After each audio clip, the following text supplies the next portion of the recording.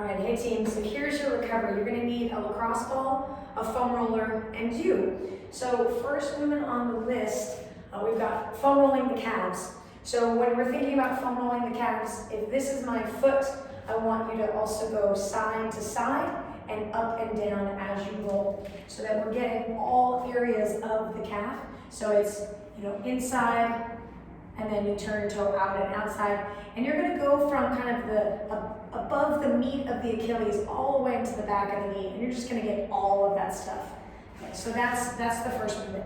Second, we've got our calf stretch at the wall. So in this one, if you want to play around with turning your toes, just like you did on the foam roller, that's also going to change the position of the stretch a little bit. So you're going to put heel on the floor, toe on the wall, and you're going to push your hips forward. Now with direct pressure through my big toe, I'm feeling more the meat of the calf here. And if you put a little bit of pressure into the big toe, I feel more inside of the calf.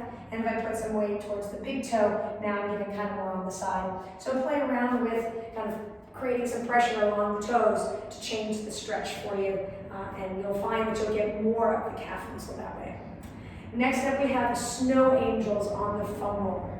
Okay, so this is from all of those shoulders and all of those pushing movements you're going to be doing in this workout. So you're going to take the foam roller. Ideally, it's a shorter one. If you have a long one, it totally works. But this just feels a little bit more comfortable. So you're going to place one end of the foam roller, and right at that middle back, you'll feel that if you go too low, that your lower back arches. I don't want that to arch. I want you to find kind of like a little bit higher up on the rib cage, so that as you lay back, so you hear my head is off of the floor or off of the foam roller, I want your head on the foam roller, and that's going to give you just the right position for the foam roller on the back.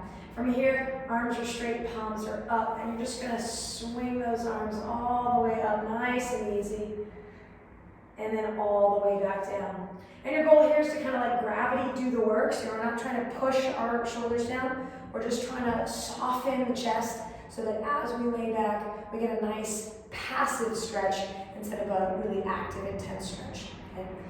Next, we have our lacrosse ball. So we're going to lacrosse ball the traps. This is going to be really important for recovery because this workout has got a lot of upper body and shoulders.